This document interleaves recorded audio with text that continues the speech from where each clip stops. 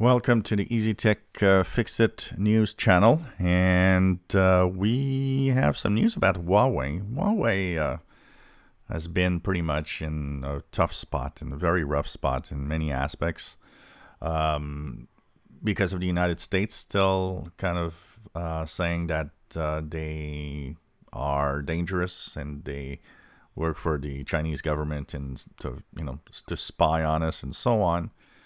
What is interesting, and I think we have to be fair on this, is that no one has put up forward any proof of it.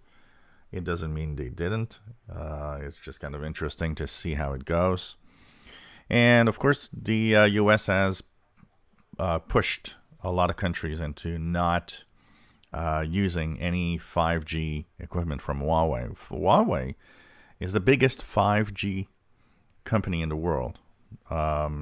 They have a lot of expertise and are very, very big in the deployment of the next generation of networks.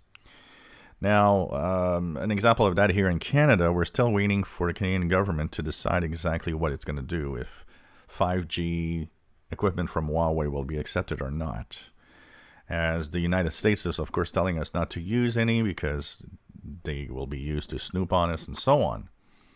Well, we learned that the UK has finally decided that it will ban most of the 5G equipment from Huawei in their networks across the country.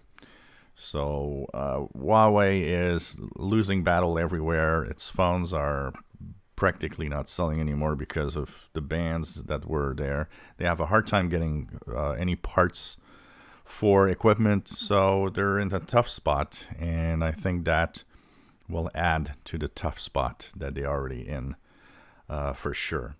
So we'll be continuing to look at what's happening with Huawei and the 5G deployment, but it seems that it's a losing battle and that Huawei might have a hard time in 2021 to really, sell anything or have coverage of 5G and be at the forefront of all the technology.